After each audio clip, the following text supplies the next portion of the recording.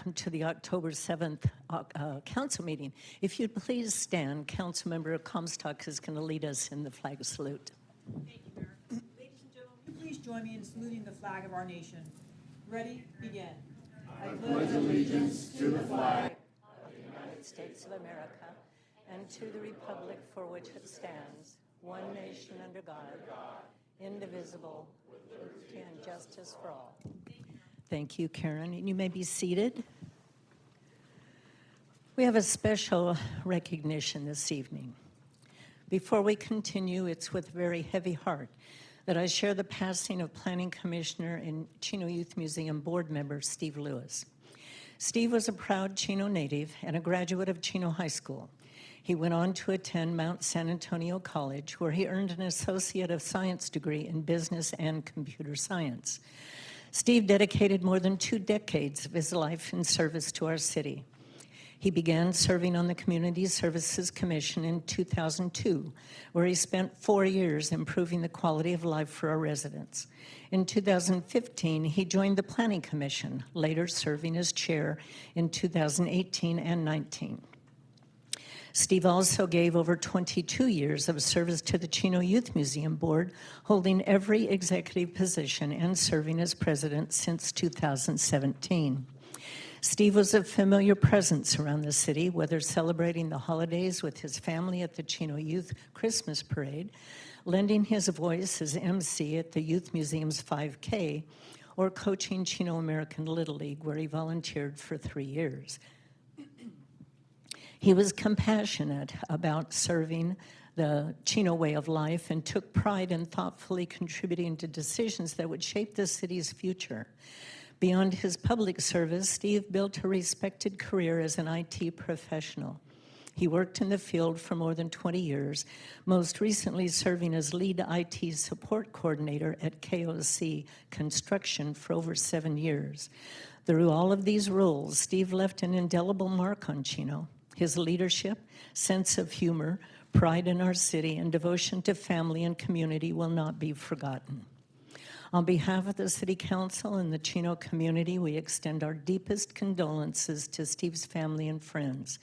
His decades of service stand as a testament to his dedication and love for this city. This evening, we honor Steve's memory, his legacy of service, and the many ways he enriched our community. And I now ask for a moment of silence in memory of Steve Lewis.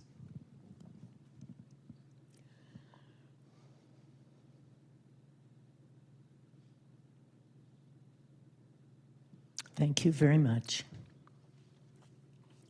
Okay, our first ceremonial, I'm pleased to proclaim October 10th, 2025 as World Homeless Day in the city of Chino.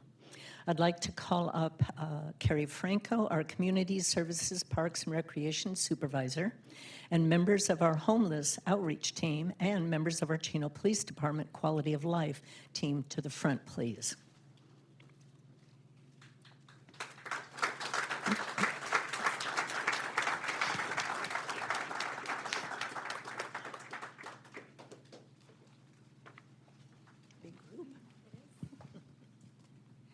Whereas October 10th, 2025 is observed as World Homeless Day to raise awareness about the needs of people experiencing homelessness.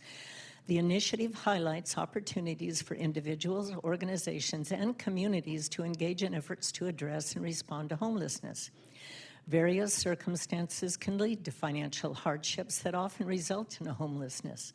In such situations, meeting basic needs becomes a struggle, and opportunities to break the cycle of homelessness are limited. Homelessness remains a widespread issue across the United States and around the world. Everyone has a role to play in helping individuals and families experiencing homelessness achieve stability and success. It's essential that we show compassion for those less fortunate and participate in anti-poverty initiatives that support and uplift the homeless. The City of Chino is actively addressing homelessness through coordinated outreach, strategic partnerships, and community engagement.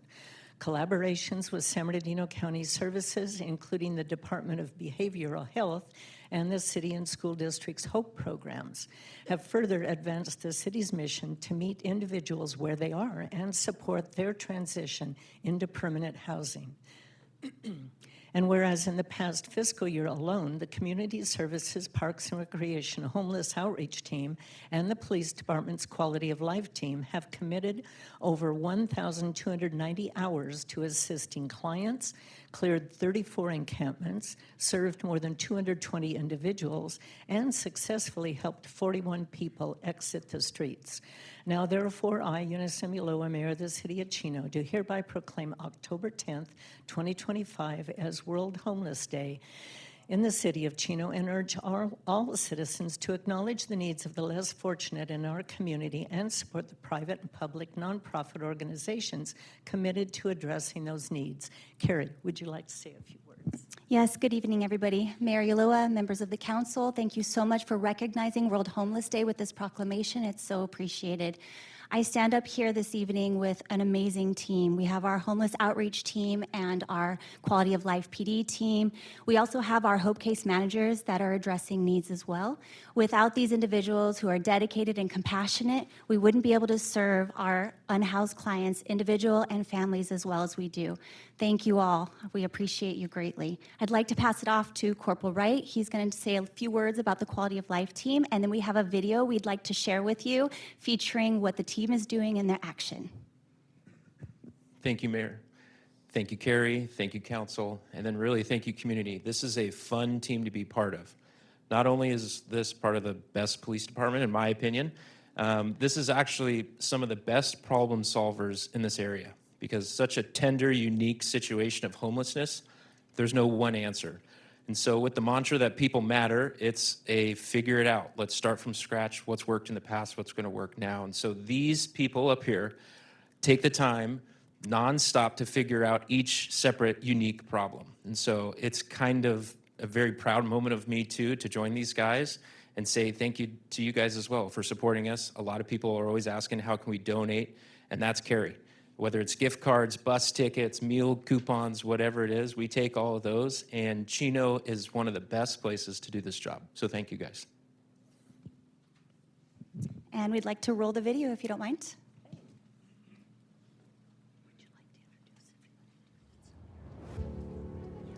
On World Homeless Day, the City of Chino stands united in reaffirming our commitment to caring for those experiencing homelessness. We recognize the profound impact that homelessness has on individuals and families, and we acknowledge that together as neighbors, partners, and a community, we each play a role in offering compassion, care, and hope. In Chino, meaningful work is being done each day. Our Community Services, Parks, and Recreation Homeless Outreach Team continues to guide individuals toward vital resources and support. The Chino Police Department's Quality of Life Team delivers outreach, safety, and dignity to some of our most vulnerable residents. Through partnerships with the San Bernardino County Department of Behavioral Health, individuals gain access to essential mental health and recovery services that create pathways to lasting change. The City of Chino is proud to proclaim October 10th as World Homeless Day. We thank our dedicated partners, Community Services, Parks and Recreation, the Chino Police Department, and the Department of Behavioral Health for their ongoing work. Together, we bring hope, restore dignity, and help build a brighter tomorrow for all who call Chino home. Again, thank you so much for recognizing World Homeless Day. I'd like to take a second to introduce the team. Actually, I'm going to have them introduce themselves. I'm going to pass the mic first. Hi, my name is Chelsea. I am the Assistant Homeless Outreach Coordinator.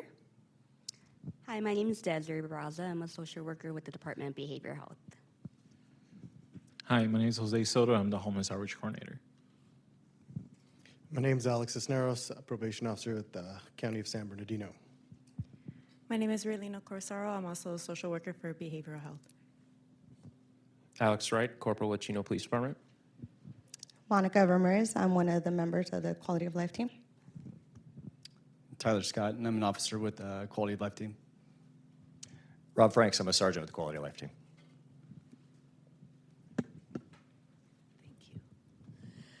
Well, I want to thank you all on behalf of our community for all the work that you're doing. You have made a great deal of difference to some people in our community. Thank you very much. Keep up the good work. And I, too, am really biased. I have to admit, I think we have the best PD in San Bernardino County. So let's give them a hand.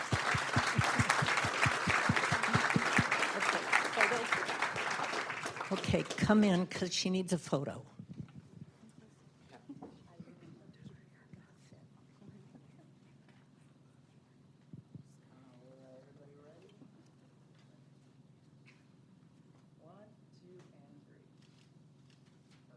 Thank you all of you.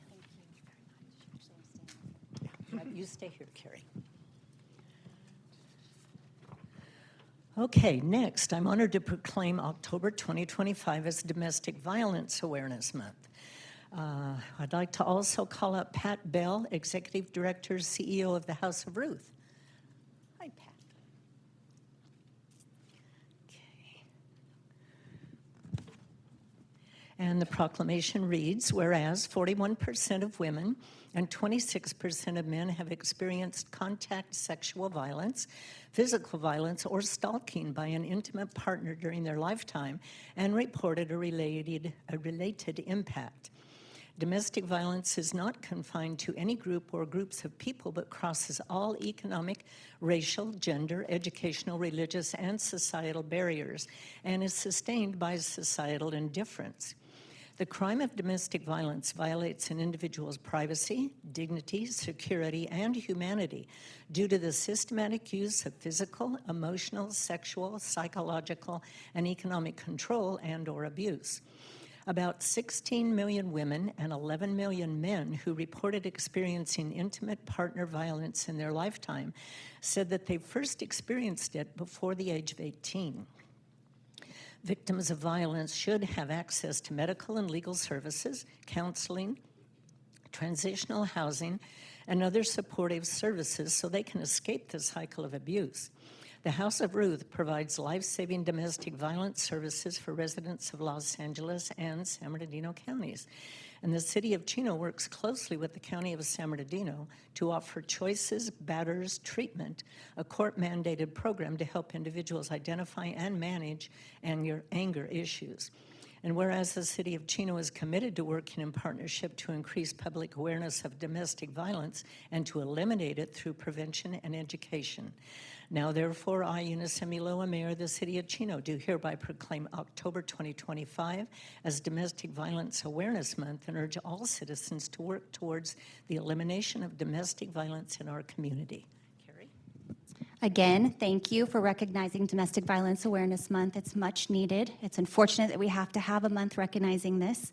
However, in the City of Chino, the Chino Human Services, we do offer counseling services for individuals as well as couples and families over at the Carolyn Owens Community Center for a very low cost. Also, like the mayor mentioned, we have our 52-week batters intervention classes in hope to decrease domestic violence in our community. When we get the phone call from the family who's fleeing domestic violence, the first person we reach out to is House of Ruth. It's my pleasure to pass the mic over to Pat Bell to talk a little bit about House of Ruth services. Excuse me. Thank you, Carrie. Thank you, Mayor. We truly appreciate the support from the City of Chino for these survivors that we serve. We've been in this community and in the greater Los Angeles County, San Bernardino County for the past 49 years, providing services. We offer emergency transitional shelter. We have housing support, legal advocacy, representation in court, adult and children's counseling, specializing with trauma therapy, and we have prevention education out in the schools. It's important for us to reach those younger generations because, as you mentioned, Mayor, kids that grow up in violent homes also don't have positive role models, so we spend quite a bit of time trying to teach what healthy relationships look like. So October is our month. It's the month that we raise awareness, and it's the month that we reach out to all of our community partners to thank you for your support for years. We truly appreciate it, and it's very nice to be here with all of you tonight. Let's give them a hand.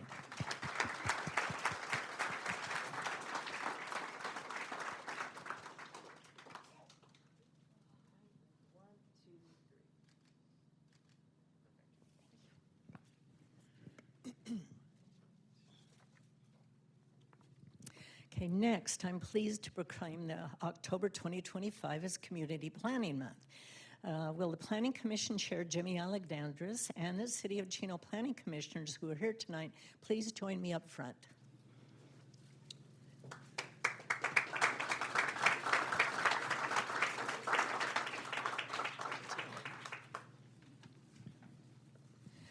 Whereas change is constant and affects all cities, towns, suburbs, counties, and rural areas and other places, community planning and plans can help manage this change in a way that provides better choices for how people work and live. Community planning provides an opportunity for all residents to be meaningfully involved in making choices that determine the future of their community. The full benefit of planning require public officials and citizens who understand, support, and demand excellence in planning and plan implementation. The month of October is designated as National Community Planning Month throughout the United States of America and its territories. The American Planning Association and its professional institute, the American Institute of Certified Planners, endorse National Community Planning Month as an opportunity to highlight the contributions sound planning and plan implementation make to the quality of our settlements and environment. And whereas the celebration of National Community Planning Month gives us the opportunity to publicly recognize the participation and dedication of the members of the Chino Planning Commission and other citizen planners who have contributed their time and expertise to the improvement of the city of Chino. We recognize the many valued contributions made by the professional city planners of the City of Chino and extend our heartfelt thanks for the continued commitment to public service by these professionals. Now, therefore, I, Eunice Emuloa, Mayor of the City of Chino, do hereby proclaim October 2025 as Community Planning Month. Jimmy? That was pretty long, but thank you. That was very nice of you. Appreciate it, Mayor. Mayor, thank you very much. City Council, thank you very much for entrusting us, the council and the Office of the Planning Department, with the guidance of the development of our city. To my left, we have Larry Vieira, we have Brandon Blanchard and Kevin Cisneros. We also have a few planners in the evening over here in front of us. We have Andrea Gilbert. We also have Warren Morleone and Mike Hitz. We also have a gentleman sitting down, which is representing the unincorporated part of the city, Gerald Rowe. Drew Lasser is not here this evening. We also have Vincent Lopez that couldn't be with us this evening. But also, with a big heart, I know we spoke a little bit about Steve earlier, but I'd like to say a few words about Steve because Steve was a very important part of our commission. He really cared about the city, as you spoke earlier. He tragically passed away last week. Steve was 49 years old. He was a young gentleman, young man, had a bright future ahead. He gave a lot to the city. Steve served in the city for 20 years, 20 great years. Trust me, he wanted 20 more to come, you know what I mean, if he had a choice. He was a major part of the Chino Youth Museum, as we know. His mother's in attendance, and we're happy that your family's here. So happy to have you, and we love Steve. Steve embodied what a true Chino resident is. Like myself, we went to El Rancho, Magnolia Junior High, and Chino High School. Steve was a true cowboy, just like a Chino cowboy. I grew up with Steve and his brother, Scott, which is in attendance also. We grew up in the same street, and like most, we got a chance to grow up in Chino. We're very blessed to live and grow up in an all-American town, which Chino is, and we all know that, and we try to conserve that. Steve had a tradition amongst many things. He would bring his nephews, Charlie and Jack. Charlie and Jack are in attendance also. That, like you said earlier, Charlie and Jack would ride with Steve on that parade route. And I have a favor to ask for Steve. Can we make sure that happens again this year for the boys? I think that'd be very important for the guys. I hope they can be right next to me. Boys, we love you, and your uncle's here with you. Thank you for that. And again, that's a tradition we need to keep alive. That's a tradition he kept with those kids because he knew that was going to be the next generation of fellow Chino residents also. And again, our condolences to the Lewis family. Steve will be missed. Thank you very much. Have a good evening. Thank you again for your service. I know you guys put in a lot of hours. You have no idea how much time these guys put in every month on reviewing thick material on upcoming plans and stuff. So thank you very much for your dedication. Let's give them a hand. Okay, Kevin. Kevin of all people. I know, Kevin of all Kevin people. of all people. I mean, you're a picture guy. Come on now. Thank you. You're welcome. Thank you Thank you. again. Thank you. Thank you, Jimmy. Okay. Next, I'm honored to recognize the General Plan Advisory Committee members for their contributions toward the Chino 2045 General Plan Update. I'd like to call up Michael Hitz, Chino Principal Planner, and members of the General Plan Advisory Committee. Please join me up front. I'd also like to call up the family of Steve Lewis.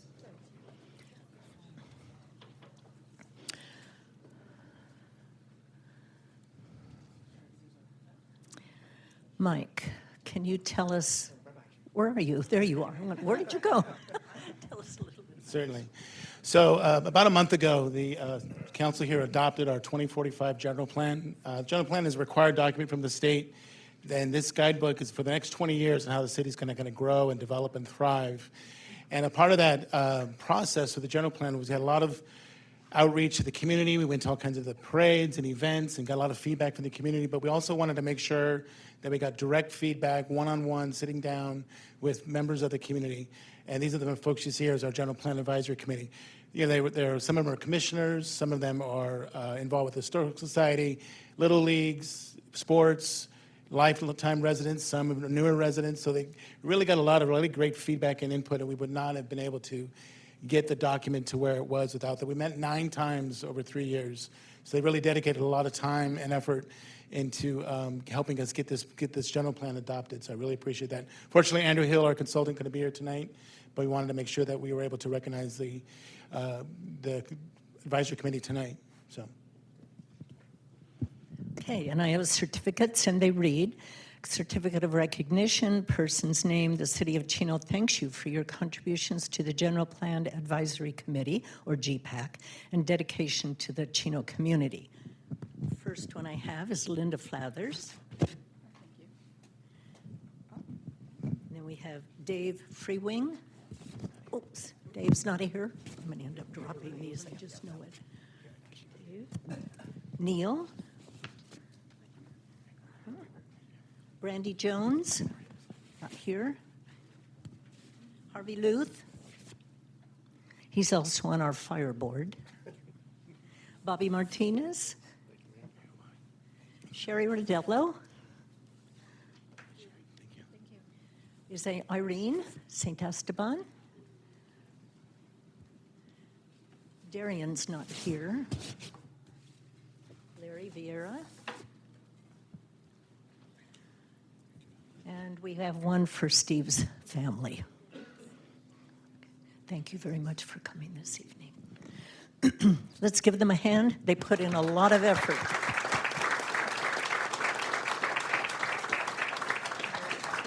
Now, everybody come in so you can all fit in the picture. Short people in front. That's you. Sherry up front. Stand up, Sherry.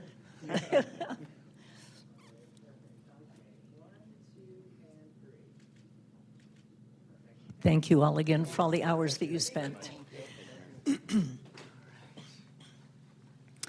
Okay, next we have Business of the Month. Our first recipient for Business of the Month has been helping pet parents care for their furry family members for over 40 years. Our first honoree for the month of October is 2025 is Francis Animal Hospital. I'd like to call up Dr. Choi and his staff members to please join me.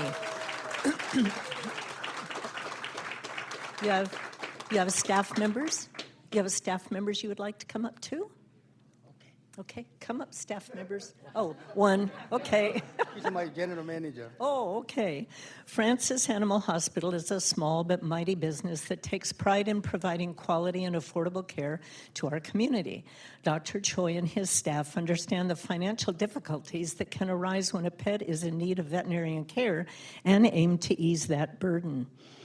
The team at Francis Animal Hospital, which is located at 5284 Francis Avenue, also go above and beyond in supporting our local nonprofits by providing affordable care and assisting the Chino Residents Trap, Neuter, and Release Association at no cost. With a true love of animals and respect for the families that care for their pets like family, Francis Animal Hospital is a true example of what it means to work hard and serve our community. Please join me in congratulating one of our October 2025 Business of the Month recipients, Francis Animal Hospital. Clap.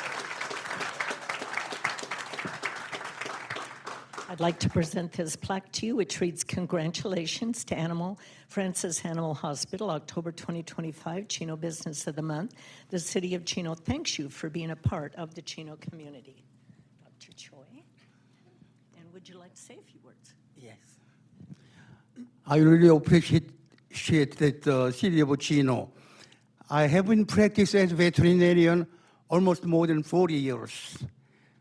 I like the city of Chino. Number one, neighbors are nice, and the security is tighter than any other city. You know why? The prison is here. But anyway, I work as a veterinarian all my life. But I would like to retiring the sooner the better. But client pull my pants. I cannot retiring. But anyway, all my life, I respect the General Manager. Dr. Choi never died, just fade away. Thank you so much.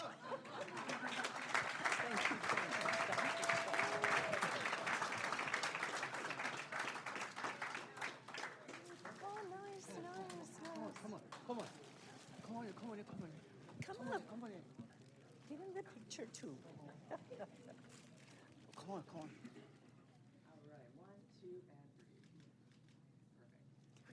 Thank you very much.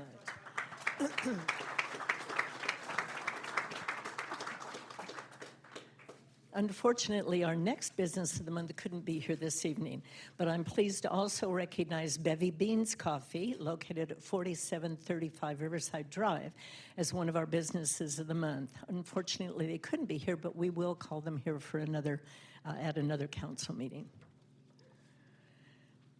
Okay, and I think this is our last, right? This has been a big night. Our Home Beautification Award. I'm pleased to recognize Robert Grout of Alma Court as a recipient of our October 2025 Mayor's Home Beautification Award. Would you come up, please, Mr. Grout? And your family.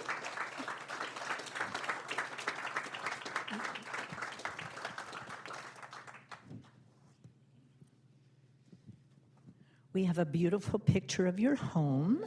There you go for you. And a certificate is also in the folder, congratulating you on your efforts to maintain your home. We have a lapel pin and a pin set, and of course we have the coveted yard sign. Oh yeah, we got to put that. We have to put that up. Would you like to say a few words? Sure. I sure appreciate Chino doing this. When I got the letter in the mail the other day, I thought it was a bill. Yeah. But no, it wasn't. It was a big surprise to me. I said, wow, I've been here in Chino 50 years. Yeah, 1975 we moved in. The Lewis home, one of the nice homes, yeah. Anyway, I want to appreciate, huh? You gave them a plug. Yeah. Anyway, I appreciate all you guys supporting us and keeping our house nice and all that. And then neighborhood, they see that and they want to do the same thing, right? That's true. So. Now, do you do your own yard work? Yes, well, I do most of it, but I don't cut the lawn anymore. You don't? No. You have somebody else do that? Oh, yeah. Okay. Juan's his name. Juan. Yeah. No, he's a good worker. He really is. Oh, And great. so, Well, you'll have a beautiful home. well, thank you very much. I'm sure your neighbors appreciate it. Yeah. Thank you very much. And I want to appreciate the police officers. Okay. You know, I'm being a firefighter. I like officers too, you know. Oh, you're a firefighter? Well, Disneyland Fire Department. Hey, that No, still counts. I worked for Hughes Aircraft Company for 25 years. I worked for Hughes for a while. What, in Fullerton? No, it was after General Dynamics Oh, sold the Hughes. oh, and yes, yeah, relocated everything. yeah. They took us over. Yeah. Okay, I appreciate Well, everything. Thank you very And much. here is your sign. And we'll get a picture of you. Here, Oh, wait. Michelle. Wait. Would you like to introduce yourself? Oops. Well, thank you very much for being here this evening.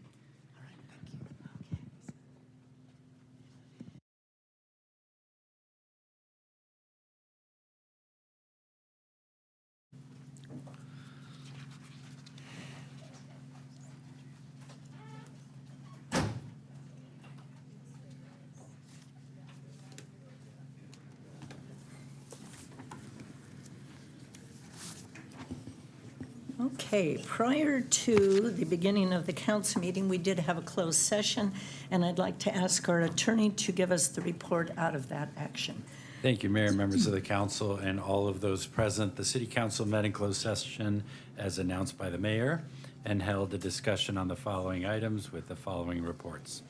Item number 1, conference with legal counsel. 1 item of anticipated litigation under the heading initiation of litigation. City Council received a briefing with both myself and Attorney Matt Silver present, provided direction, no further reportable action was taken. Item number 2, liability claims, the workers' compensation matter. The claimant, Todd Arnold, City Council received a briefing, provided direction, no further reportable action was taken. Item number 3, conference with labor negotiator concerning the various employee organizations previously announced and listed on the agenda. City Council received an update to the status of those negotiations, and no further reportable action was taken. Item number 4, conference with real property negotiator concerning the property at 5349 East Phillips Boulevard, with the negotiating party being Christopher Thie.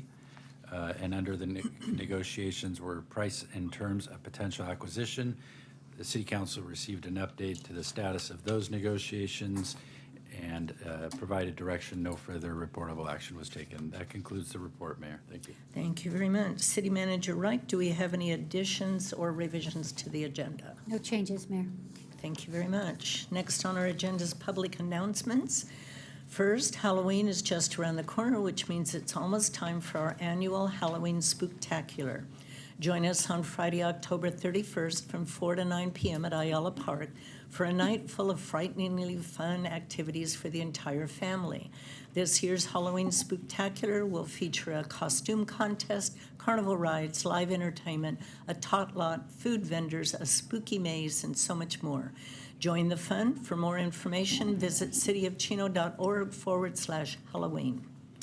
Speaking of Halloween, we're looking for the creepiest castle in town for our annual Chino's Haunted House Halloween Decor Contest. Think your house has the spookiest Halloween decorations? Share a photo or a video of your Halloween house for a chance to be featured on the City of Chino's social media and to be entered into a raffle to win a special Chino's Spooky Basket full of ghoulish goodies. To enter, visit cityofchino.org/haunted houses. Be sure to include your address because this contest is for Chino residents only. The deadline to enter is Thursday, October 30th at noon, and the winner will be announced on Halloween. Before we adjourn tonight's meeting, I want to take this time to remember a wonderful young athlete at the Chino Boxing Club, Angel Martinez. Angel was a great young man and a talented athlete with a bright future ahead of him. Angel was respectful and admired by all members of the Chino Boxing Club, where he trained for 6 years. He was driven and determined, and he completed multiple events throughout his time as a club member, including this year's Saturday night fights. In each event, he competed with pride and enthusiasm. Angel was known for his positive attitude, his kindness, and his respect for his fellow boxers. His spirit will live on in every jab, every spar, and every moment spent with his friends in the Chino Boxing Club. He will be missed every day, and we extend our deepest condolences to his family, his friends, and the entire Chino Boxing Club community. Tonight's council meeting will close in memory of Angel Martinez and Steve Lewis. Next on our agenda is public communication.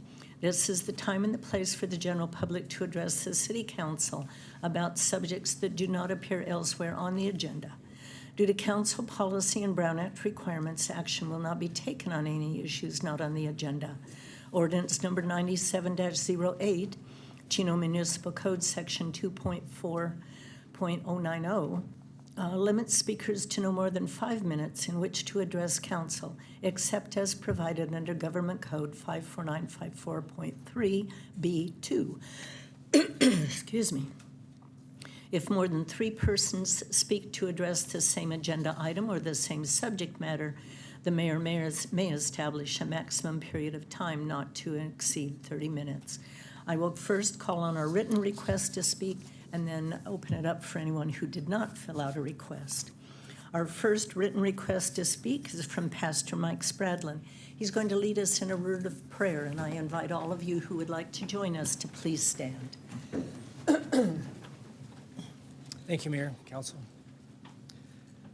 Father, we thank you for this evening. And Lord, I couldn't help but as I came in to notice all of the pink ribbons for Breast Cancer Awareness Month. And Lord, it made me tear up at the loss of my mom from breast cancer. And so, Lord, we remember those that have lost their lives, and we want to find a cure. And so, Lord, we give that to you. Father, I look around the room and I see a packed house, and I see many people here to speak on different issues. And Father, we know that you're a God of peace and you care. And so, Father, I know that as we conduct ourselves, tonight especially, that we get to reflect that peace and that respect that we have for one another as your creations. And so, Lord, we lift this up. I thank you for our city leadership before us, here on the dais and behind me. I thank you for this being an amazing place to live, work, and to play. Father, you've given us a great community. And Father, I know that community spirit continues. And so, Lord, tonight I also recognize those that volunteer their time over and over again that make this a great place. So, Father, equip us. Send your spirit to guide us and to comfort us as we mourn those that we've lost. And I ask your blessing on the Martinez and Lewis families as well tonight. So, Lord, thank you for this opportunity to give you the praise that you deserve. All glory goes to you. I pray that in Jesus' name. Amen. Amen. Thank you, Mike.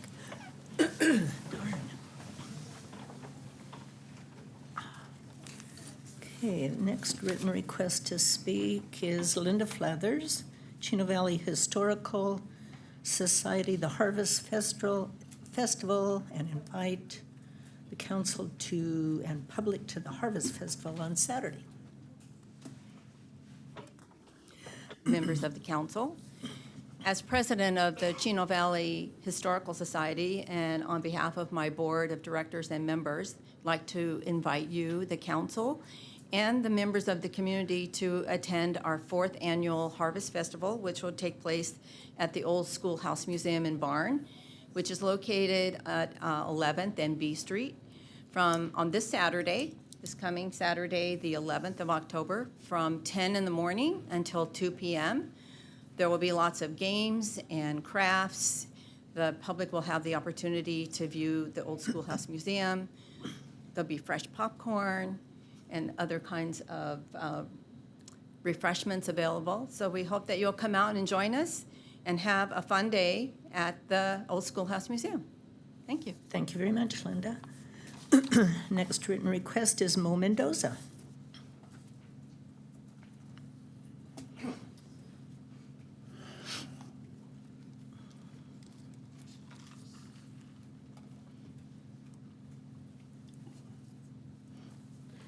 Good evening.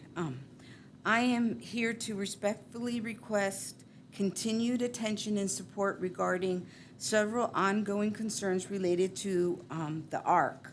One, lack of TNR program.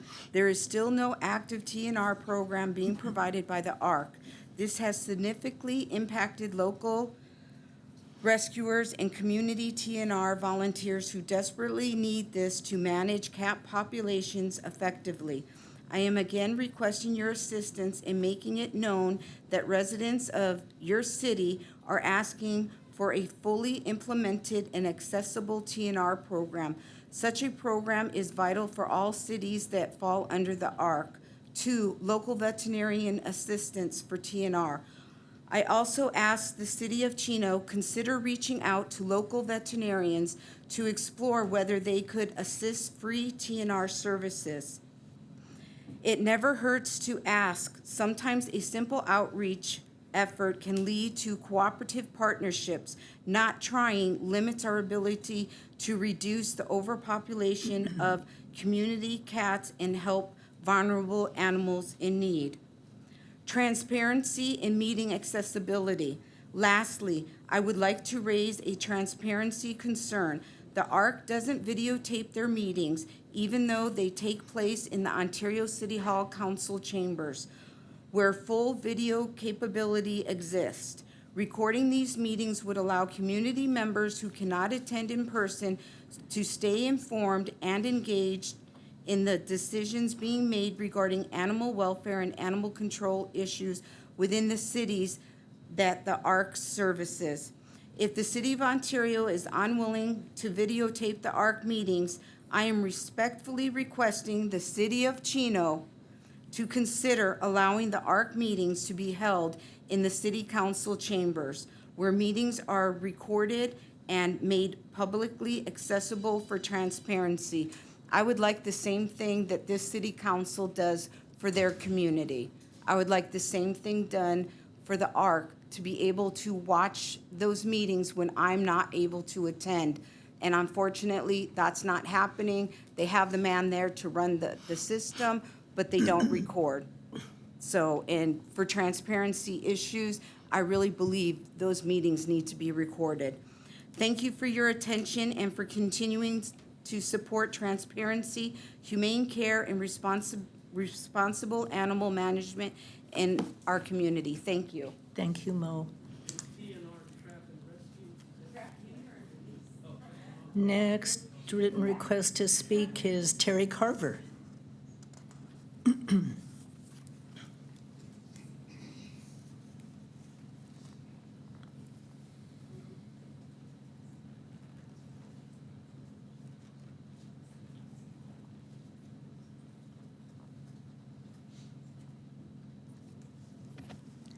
Good evening, Mayor and City Council members. I am also from our feral cat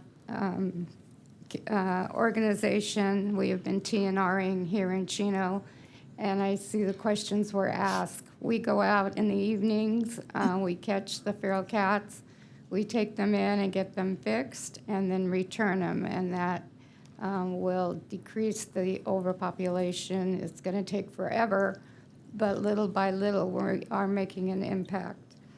I'm here tonight because I wanted to personally thank, and not only personally, but from our group, thank Dr. Choi. I'm sorry that he had to leave early, but he has been a very important support for us. We had contacted all the vets in the city of Chino and asking for help with TNR. And Dr. Choi was the only one that stepped up. And to date, he has done probably over 90 cats for us. If you put that in respect, a female cat can be responsible with her and her offspring over 100,000 kittens in 7 years. But a male could be out impregnating another 20 to 50 other females, so you could quadruple that by quite a bit. That means in the next 7 years, there'll be at least 2 million kittens not born here in Chino. So he has been an extremely important part, not only to us to be able to do this for our city, but for our city and for our shelter, because the important thing is that means there'll be less kittens that are going to end up in shelters, end up on the streets dying horrible deaths. And that's basically what we're all working toward. So our shelters can be better managed.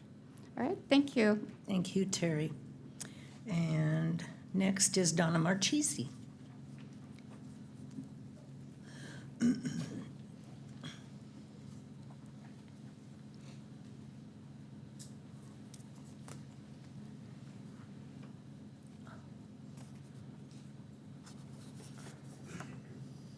I didn't know what Mo was going to talk about, so I might be a little redundant here.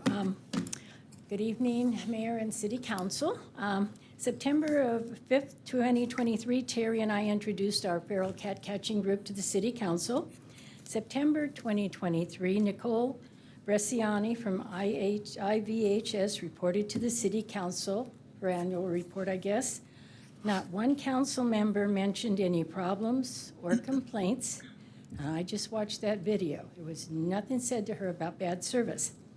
July 2024, the City Council announces joining forces with the City of Ontario to build a better shelter because of poor and increasingly expensive service from IVHS.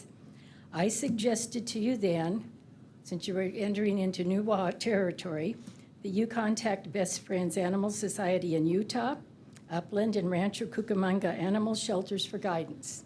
I don't know if anybody did. So July 1st, 2025, the new ARC temporary facility opens. Immediately it's filled to capacity and an additional building is needed shortly thereafter.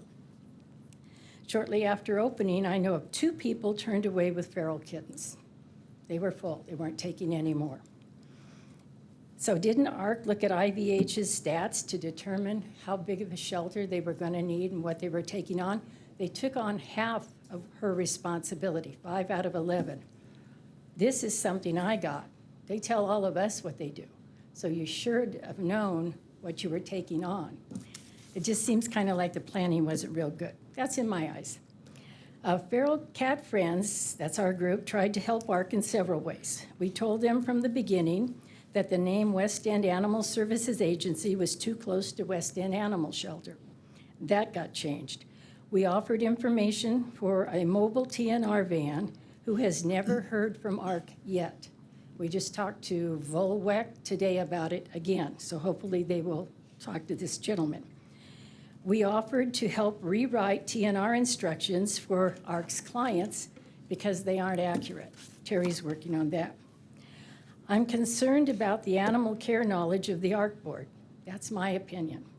2 of the board members admitted they don't know anything about animals, but they're overseeing a shelter.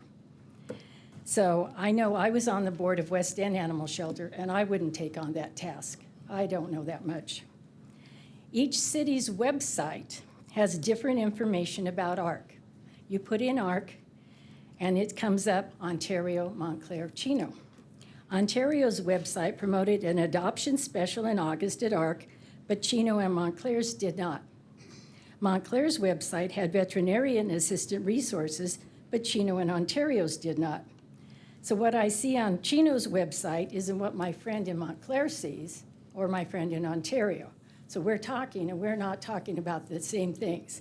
So what I'm suggesting is maybe ARC should have an official website where the city of Chino can put, we've got donation boxes. The city of Ontario can put whatever. I brought examples if you want to look at the websites I pulled up. So there needs to be some continuity there.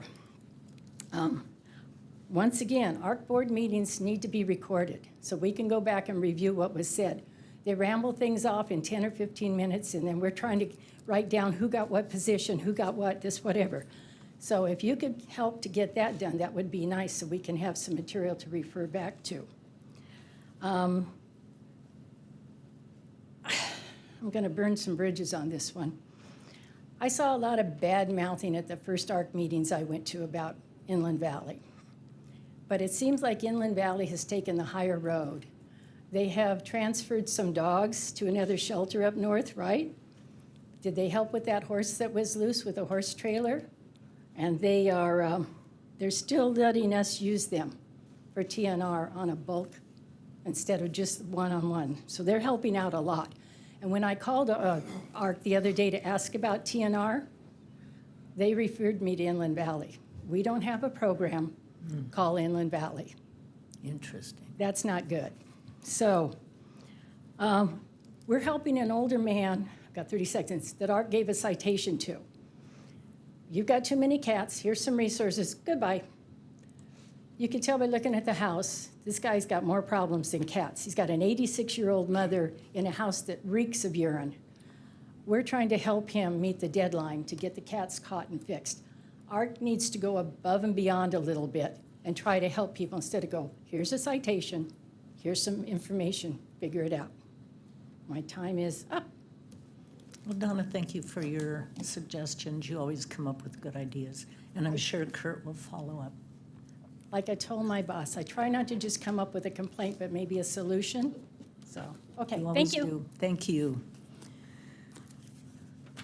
Okay, looking at the rest of the request to speak, there's about 18 that look, there's no subject on them, but I'm guessing it's all on the same thing. So I'm going to, according to our ordinance, and with respect to the audience member, I'm going to invoke the 30-minute time limit. Ask each of you to limit to 3 minutes, and please don't repeat what people said before you. That way we can hopefully get everybody heard, okay? So I'm just gonna randomly select these and call you up. Catherine Morales.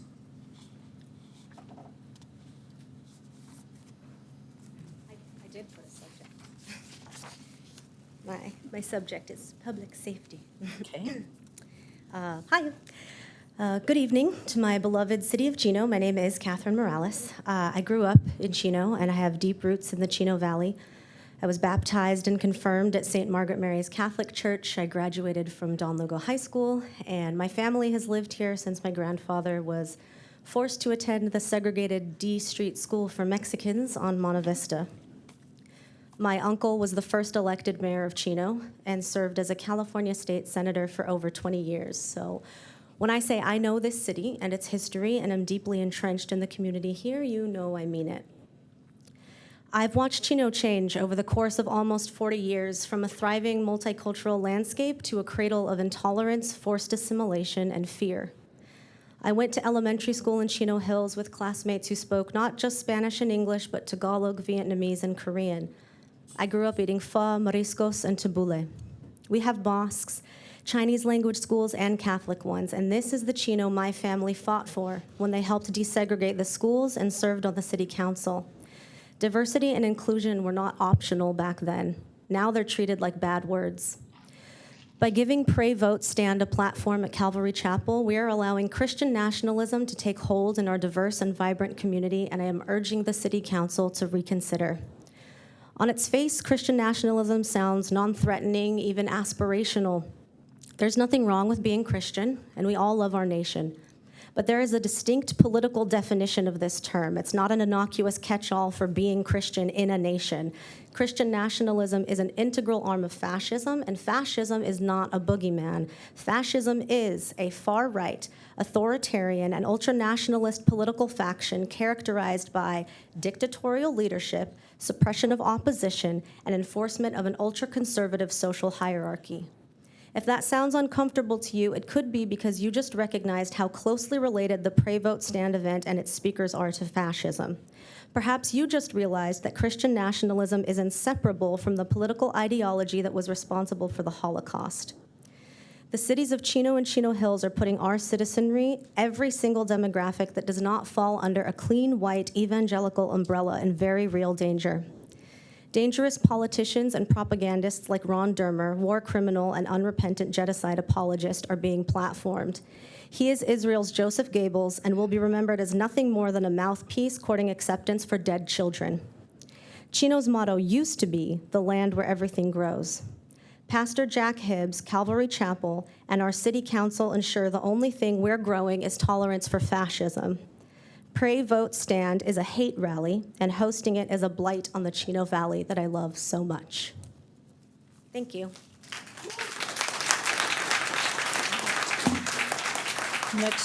Next written request to speak is Ashraf, A-S-H-R-A-F. I don't know who it is, that's all it says. Oh, okay. Excuse me, thank you. Good evening, Mayor Pro Tem, and City Council. So, Ron Dermer, an Israeli Minister of Strategic Affairs, who is complicit in the genocide unfolding in Gaza, he's been invited to speak at Calvary Chapel in Chino on October 17th and 18th at the Family Research Council Annual Pray Vote Stand Summit 2025. This event gives a platform to someone tied to apartheid, to war crimes, genocide, and ethnic cleansing. We urge the City Council to ensure public funds are not used for security or support. Organizers must pay for this event. Require a full safety and permit review. reject use of any city facilities for this event, pass a resolution condemning genocide and refusing to platform officials complicit in atrocities. Silence is not neutral, it is complicity. Thank you for your service and thank you for your time. Thank you for being here.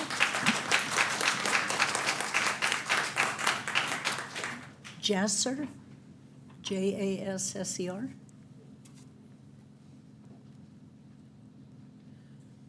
Good evening, Mayor. Good evening, City Council. My name is Jasper,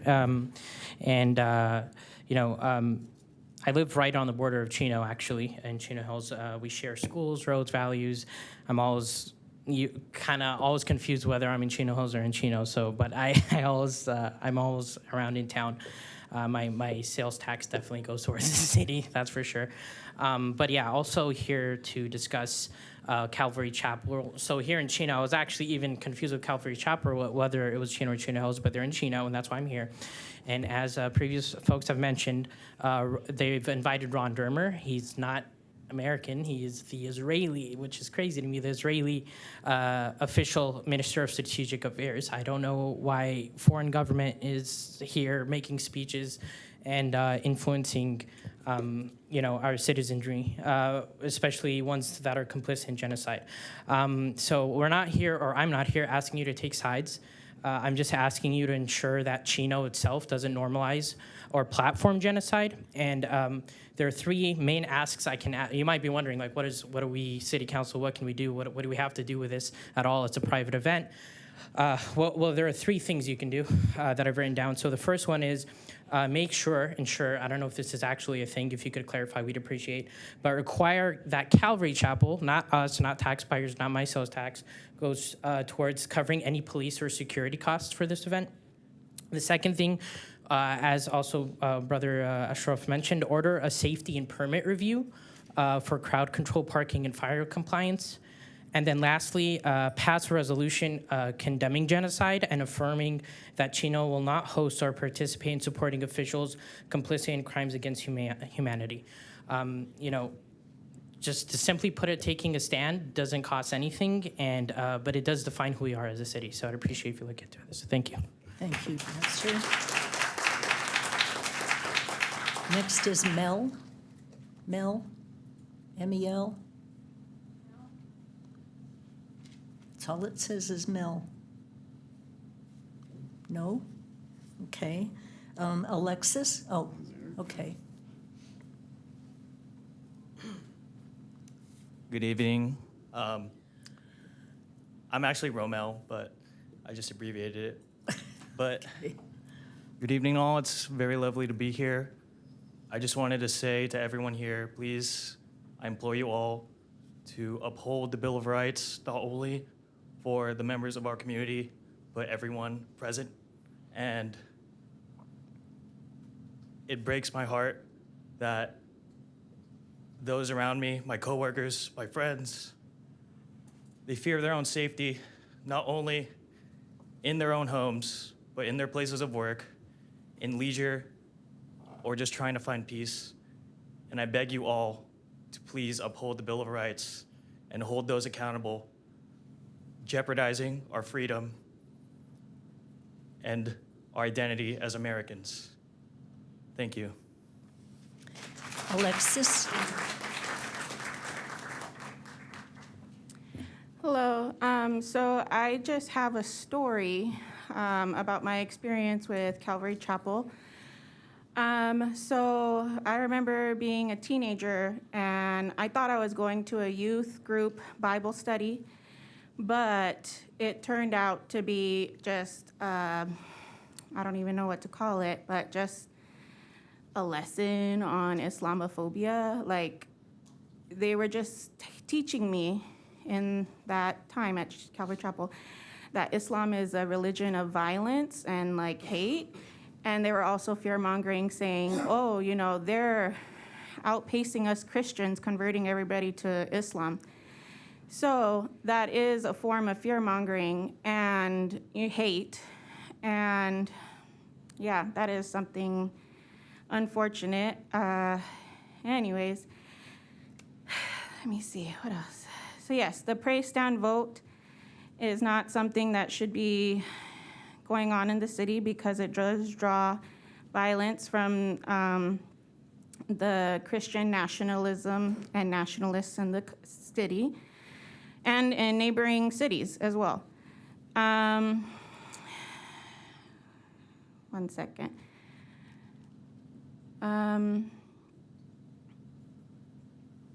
I already forgot what I was going to say. I had more to say.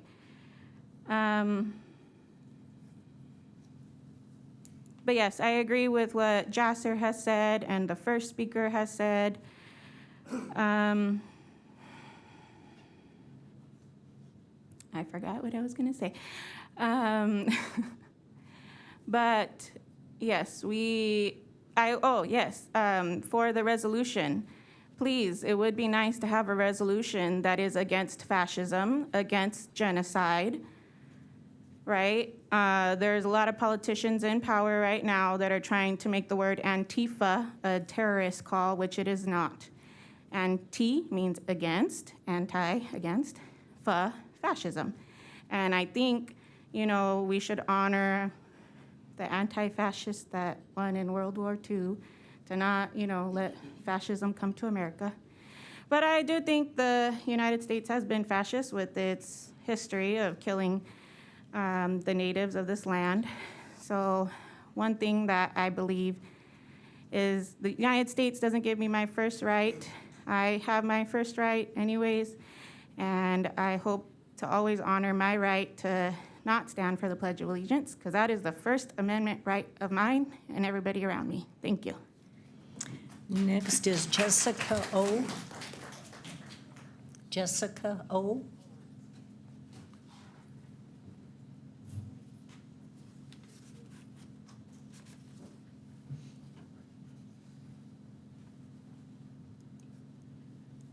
Hello, good evening. It surprised me. I was online and I seen this post that they were gonna have some summit in the Calvary Chapel, and I used to go to that. I used to attend Calvary Chapel. I used to go to a Christian chapel. They moved, so I was looking to find where I could send my kids to church, right? Went to the one in Diamond Bar, Raul Reese. I went in there, okay, I wanted to learn about the scripture and about the teachings of Christ, about how he loves us, how he wants peace, I wanted to learn about Christ, to learn about how to get closer, how to be as how he wants us to live, right? The 4 or 5 times that I went, all I got was Muslims. They have like 10 kids. They're multiplying. They're gonna take over this. They're gonna do this. And I thought, wow, the way they were describing them, having so many kids, and they're gonna overpopulate, and they're gonna do this. Honestly, I was like, wait a minute, Mexicans. My mom had 10 too. Okay, but it was just the fear that I was looking around. I wasn't fearful, but I thought, I didn't come here to learn about that. So I said, okay, move along. Came to the one over here in Chino. It was not as aggressive, but they used to have people come over and talk and, from so-and-so and from Israel and this and that and this and that. And then back then, I have to admit, I was about raising kids and working and just, I was very ignorant about what was going on in Israel and Palestine. I knew a little bit, but not as much. I was ignorant about it. So I didn't think nothing of it. But then they were like, we need to buy this. We need to donate to this. And after a while, I was getting like, I didn't hear about, again, the teachings of Christ. I didn't feel like I felt like I'm learning about the teachings of Christ is what I wanted to, right? I didn't feel that my spirit, my soul was getting fed, if that makes any sense, right? It was just about how we had to support and how we had to send money and how this person was coming over, they need donations, blah, blah, blah. So then I started thinking, wait a minute. In that case, shoot, they should be paying taxes if it's gonna be like they're gonna be intertwining and bringing people to talk about political views. It was very political. So then, that was years ago. So then now I see that post. Jessica, I'm going to have to ask you to wrap up. Okay, I seen that post. I think it's completely like, shouldn't happen. That shouldn't happen, but it is. And I don't want my taxpayers' money to fund any of that. Okay, thank you very much. Thank you. Next is Sylvia Barber. Sylvia Barber. Good evening, folks. I was born in Palestine, and I saw a lot that we've been tortured. I'm Christian, Armenian Christian. We get tortured by, I'm not going to say Jews, because Jews are beautiful people. It's the Zionists that torture us. In 1930s, my grandfather lived in Jaffa, and he brought 31,000 Jews were running away where they want to go. They came to Palestine. My grandfather, one of them that welcomed them, and my grandfather is Palestinian, welcomed them, and he gave them a room, he gave them food, not only my grandfather, the whole neighborhood. Time went by, and they start kicking them out and taking their homes as they do now. Now, my question is, we came to America because my aunt, 1948, was also kicked out with my cousins, her children. 1948 war, I'm sure everybody knows. And she lived in Kataman, where now Netanyahu lives. And the house that Netanyahu lives in was stolen by a doctor Palestinian. Now, my question is, we came to America to have freedom, to have peace, to love one another. That's what we've been told. And I feel like I'm still in Palestine right now. I feel like everywhere I go, people ask me, they go, you have an accent, where are you from? And I came in 1972. And I'm still proud of having my accent. And I'm sure all of you are proud where you're from. It's not our choice where we were born. It's our choice what we made out of us. Our Lord says in the Bible, he says, I created you in my image. He gave us free will. Love one another. The 10 Commandments say, love your enemies. We Palestinians don't want to hurt anybody. But what we went through, and now what I went through, I still love everyone. I hug everybody. The other day, there was a Jew walking by me. I gave them water. You know, we have to love each other. We are all children of God. And name Israel in the Holy Land is a fake name. This name was put in 1948. When our Lord was born, he was born 3,000 years ago in Jerusalem. He was born in the Holy Land. Why would they change the name to Israel? Our Lord is so upset right now. He even says in the Bible, do not use my name in vain. Don't turn around and say the Jews are the chosen people. It doesn't say anywhere that. He came purposely for them. 1 second, please. Okay. He came purposely for them to give them peace. And who crucified them? The Zionists, not the African, not the Palestinian, not the German, not the Zionists. So Sylvia? I'm sorry, ma'am. Calvary, 1 second, please. Calvary Church right now, they're promoting anger. They're promoting criminal. And Calvary is a huge community. And that's a shame that we have someone coming and promoting Zionists. Sylvia, I'm going to have to ask you to wrap it up. I'm so sorry. I just had to give my word here because I'm from there. I'm free Palestine. I understand. Justice May. Justice May.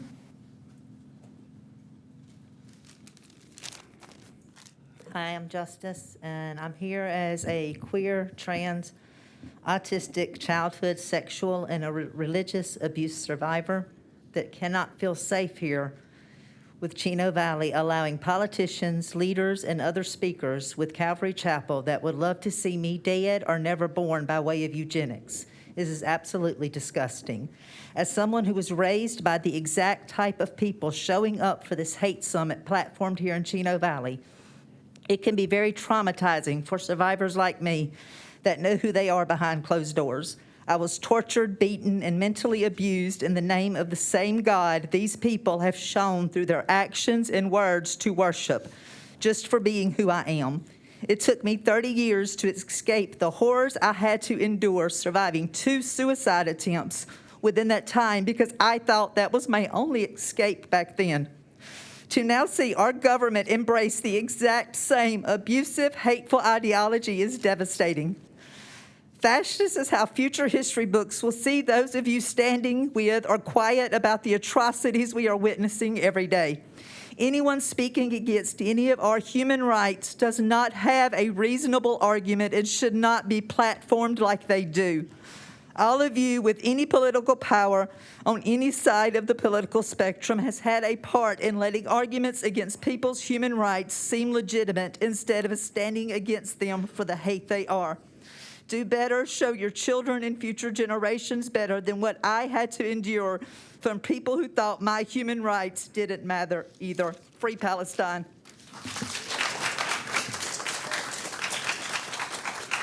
Jonathan? Jonathan?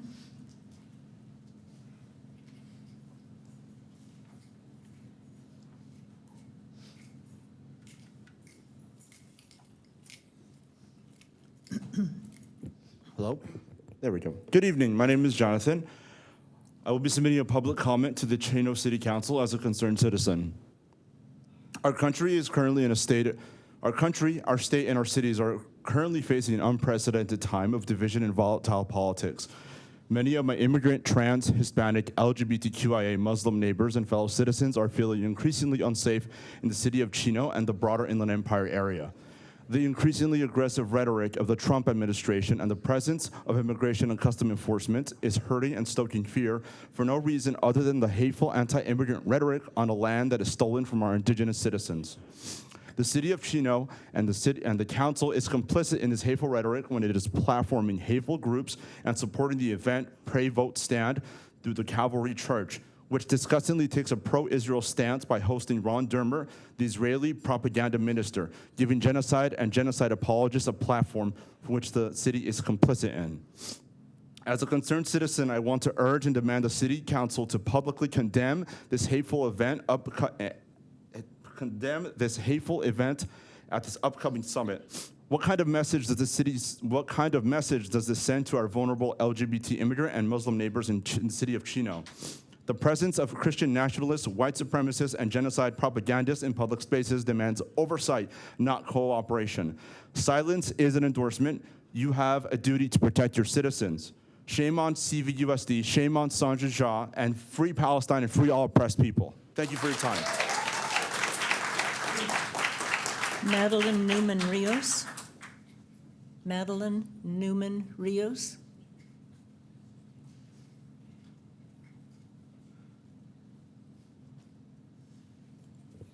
Thank you. I want to just repeat in spirit all of what has been said right here before me. The immigrant and LGBT and Palestinian communities have a very real fear and a very real pain that has to be understood and responded to. I have, over the past 2 years, met people who have lost more than 100 relatives in Gaza and the West Bank due to this accelerated ethnic cleansing now taking place in both Gaza and the West Bank. And with respect to Christian nationalism, I have seen that there is a major distortion even of the biblical approach that they claim to take by saying that the children of Abraham are all Jews, and therefore only Jews have a right to live in solidarity and peace in Israel. But the daughter-in-law of Abraham was Leah, who is considered to be the mother of the Arab communities.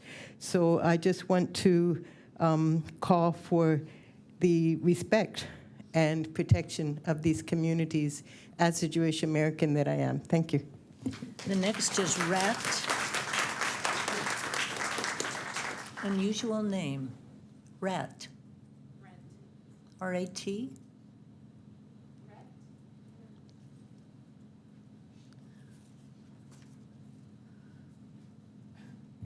Hello. I come in opposition of the Pray Vote Stand events being hosted by the Calvary Chapel Church. I stand against the promotion of their Zionist and anti-LGBTQ+ rhetoric from their speakers. It's just not right that our local government is allowing this event that is threatening the lives of the trans children in our communities and these beliefs that are being praised at the Calvary Chapel's event. For example, with Sonia Shah, who harasses trans students on a national level, who has been invited as a speaker. Let's see. I have so many queer and trans friends and family in this community, and it's exactly this bigotry that puts their lives, safety, and well-being at risk. The city has been notorious for not keeping its citizens safe from unsafe situations like doxing and harassment. I encourage the city council to not allow this event to continue. That is clearly a huge danger to public safety. Also, I'm disappointed to see that the homeless community collaborates so closely with the police when police tend to conduct sweeps and camp evictions, which greatly worsen the quality of life of our unhoused population. Policing is exactly what perpetuates the cycle of poverty. It should be the community that uplifts our unhoused community members with support programs, mutual aid, affordable housing, and food banks, but not the police. Thank you.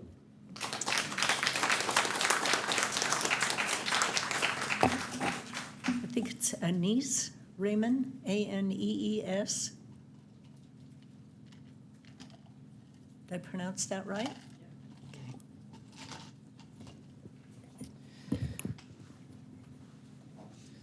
Dear Council, I'm a resident of Chino. I live on Yorba and Chino Avenue in the community there.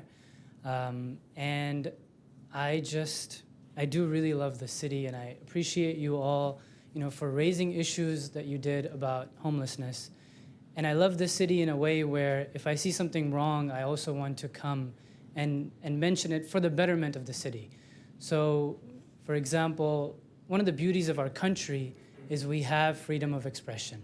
So I want to make sure everybody understands that we understand that every religious institution or business or individual can invite whomever they want, right? That's a freedom that we have in this country. But as a citizen of Chino, as a citizen of this country, we also have a right, if we have any disappointment or frustration, to express them, at the city council. So not to repeat what everybody is already saying, but the two things to ask for the city council. Number one, please, I pay a lot in property taxes and other taxes to the city of Chino. Please do not use my taxpayer money for this event that is happening at the church. And then number two, in terms of resolution, the city of Pomona has passed a ceasefire resolution. The city of Chino Hills has passed a anti-hatred resolution as well, including Palestinians. I would love to see my city of Chino as well, to offer a sort of moral clarity on, just human beings in general. And then lastly, not just for the council, but everybody in this room.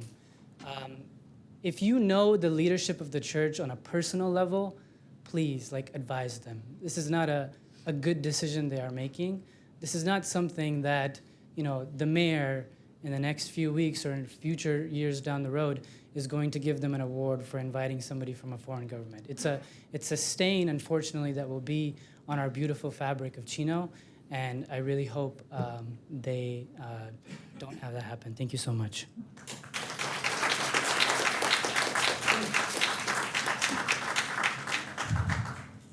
Okay.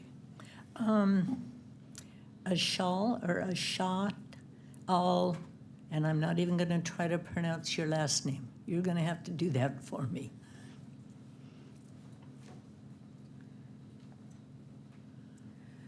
Good evening.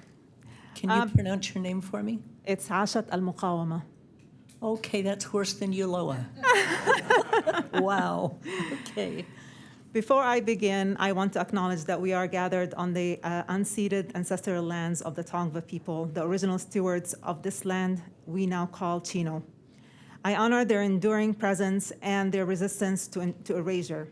As a Palestinian, I recognize that the shared history between indigenous peoples here and in Palestine, both resisting erasure and occupation.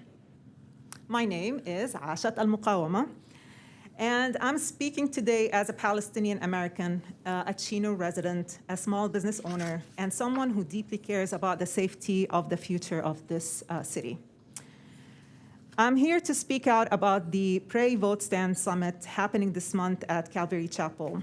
This is not a harmless church event. It's a political rally to promote anti-Palestinian, anti-queer, anti-migrant, and fascist ideologies under the false banner of religion.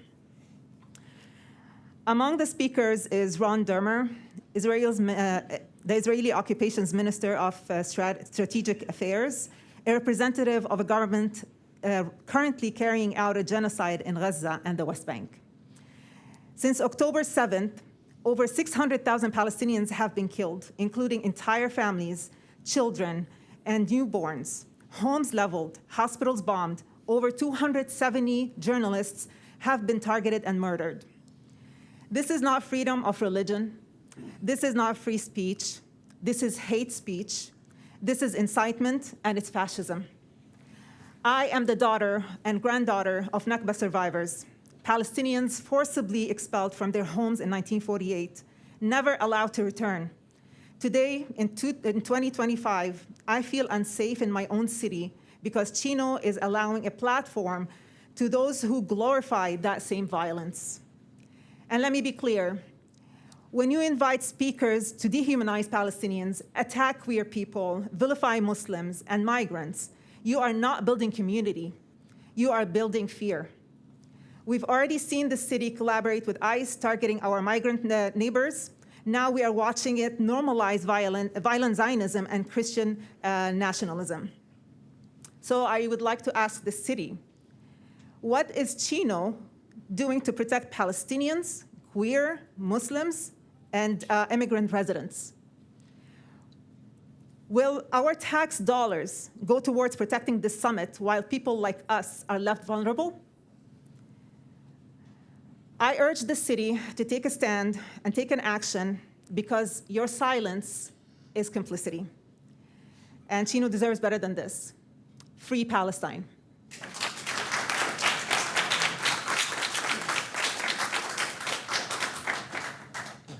Safia, S-A-F-I-A, or Safia?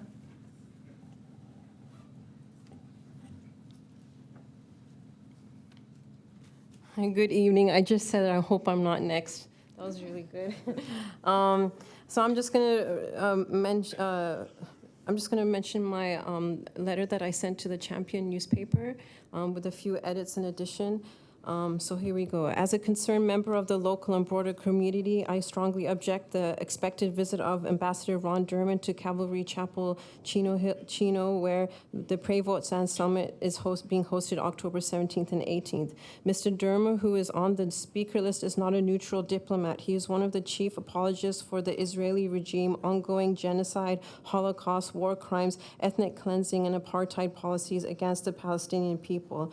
Welcoming a representative of the violent colonial settler entity that is actively engaged in genocide, collective punishment, and the destruction of entire communities in Gaza and the West Bank is a disgrace to the values of any institution that claims to uphold justice, morality, or human dignity, especially ones that identify as faith-based organizations. The presence of Ambassador Dermer and Chino at a church, no less, sends a chilling message that state-sponsored oppression and dehumanization can be sanitized through religious platforms. The overwhelming global consensus, including voices from Jewish, Christian, and Muslim communities alike, has condemned the mass killings of civilians, the siege on Gaza, the apartheid structure in the occupied territories, occupied Palestine, I should say, and the ongoing ethnic cleansing documented violations of the international law. To host Ambassador Dermer is to normalize the war crimes, genocide, and abandon the prophetic responsibility to speak truth to power.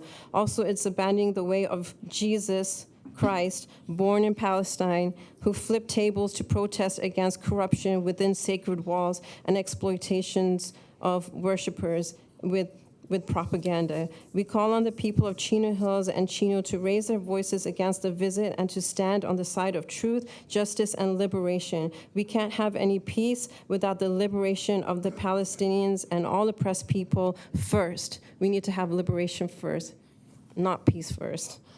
Also, I'd like to add that Calvary members, please don't ever come to my house again speaking of salvation when you do not at all recognize my humanity as a Muslim and the people of Palestine. Tell your church to stop waving the Zionist Nazi flag. This is not just politics, and it's not complicated. Free Palestine.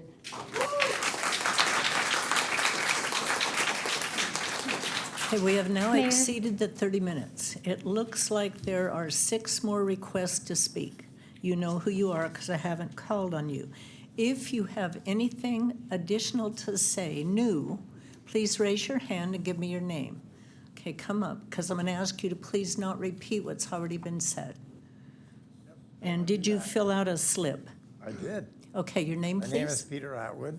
Okay, I guess Peter. I want to say several things. Okay. One of them is that the city council doesn't have a lot of things have been said against Calvary Chapel, and I agree with some of them. But the city council doesn't have jurisdiction to condemn Calvary Chapel in any way. That's not your job. Right. The second thing is that the city council also doesn't have any business underwriting or backing whatever's going on there either, and shouldn't be subsidizing it in any way. Calvary Chapel ought to be able to do whatever they want to do, but they shouldn't be doing it on my dime or the taxpayers' dime.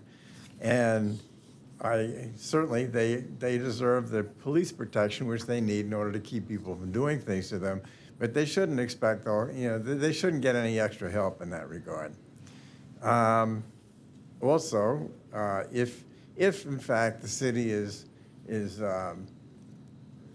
buying Israel bonds or any of that kind of thing, that's something that you shouldn't do. You shouldn't be subsidizing genocide, which is what's going on there. So those are basically the things that I would like you to think about. I know that being politicians, as you are looking at a group of people who are voted, passive votes. They're voted. I hear for and against politicians who do and say what they want them to say. So you come under a lot of pressure from a great big church like this that tells people how to vote and how not to vote. They're not supposed to do that, but they do. And so I understand that you're under pressure to make nice on those kinds of people. I'd like you to resist that pressure and just to remember that you're here to bring peace and order to the city and to do justice to everybody and to protect anybody who's not, in the words of Thomas Jefferson, picking my pocket or breaking my leg. Thank you, Mr. Atwood. You have something additional? Okay, did you fill out a request to speak? Okay, what was your name? My name is Gilbert, and I'm with Brown Berets, Oh, a national organization that's been around since 1967 Got on it. these very same matters that the community is speaking on today.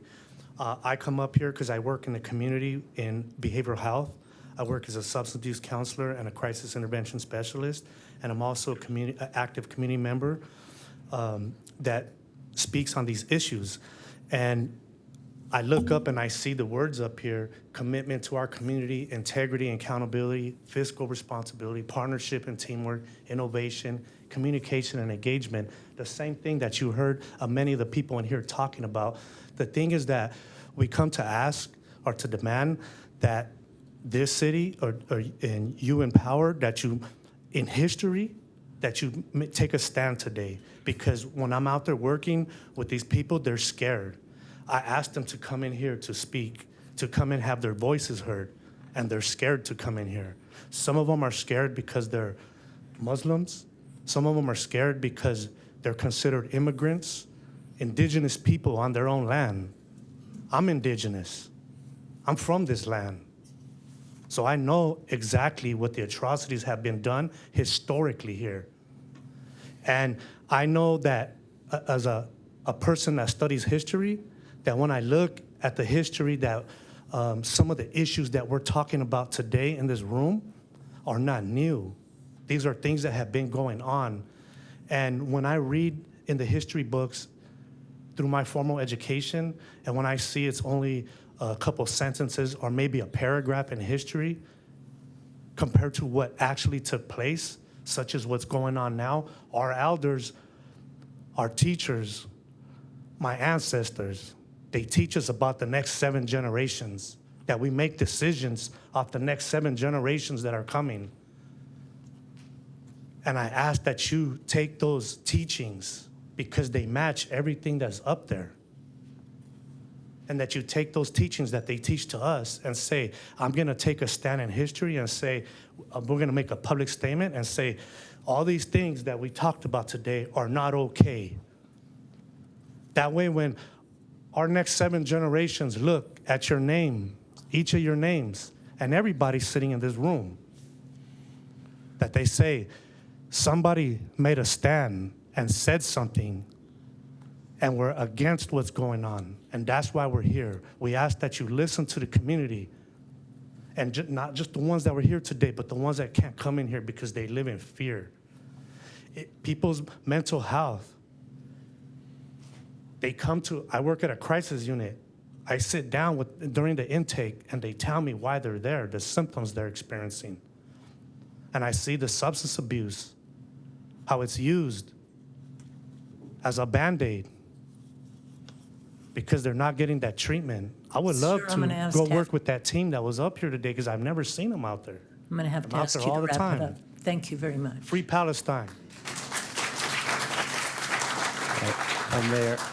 Mayor, if I may, I know you gave the admonishment that the time is up for speaking about a particular subject. I've noticed the last 2 speakers are also discussing the same subject, so just as a point of reference, you can enforce that rule. If there is anything, I know you have your hand up. Now, are you going to add something new? Okay, did you fill out a slip already? Okay, what is your name? I don't have you, Misha. Pardon me? The organization is Dignity Sustained. Oh, yes, I do have that. Okay, can you make it very quick, please?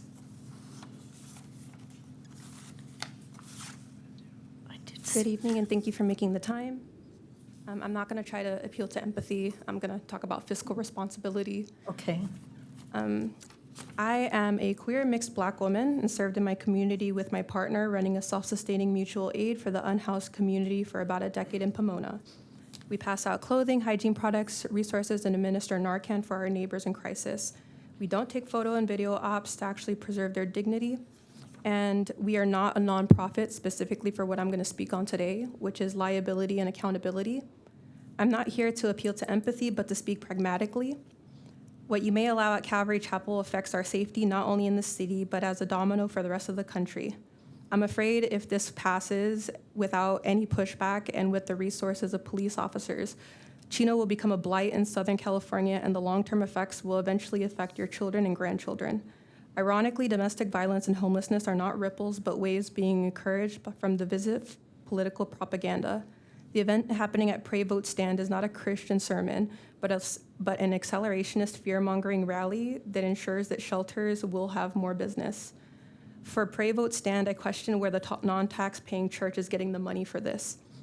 The Johnson Amendment affects nonprofit organizations with tax exemptions, which are subject to absolute prohibitions on engaging in political activities and risk loss of tax-exempt status if violated. Specifically, they're prohibited from conducting political campaign activities to intervene in elections to public office. Contributions to political campaign funds or public statements of position in favor or to opposition of any candidate of political office is disallowed. I would like to know how these political pundits, attorney generals, and a genocidal country's Minister of Strategic Affairs is a nonpartisan and non-taxable thing that we're paying for.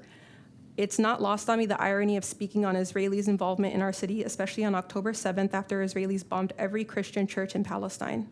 I was raised Southern Baptist and currently work with contract law and administration.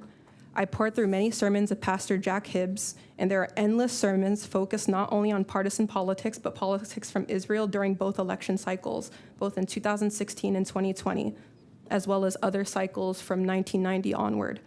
For all who are interested in their own safety in church and out of church, I encourage you to look up the Johnson Amendment, IRS Form 3949A as an alpha, and IRS Form 13909 encourage you to take action and maintain fiscal tax accountability towards this event. Calvary Chapel in Chino is exploiting desperation and ignorance for financial gain.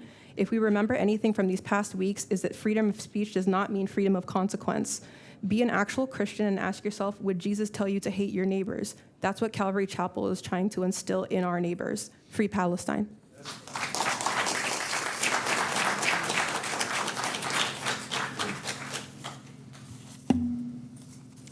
Okay, I think I have one request to speak that is not on this subject, but I'm not sure.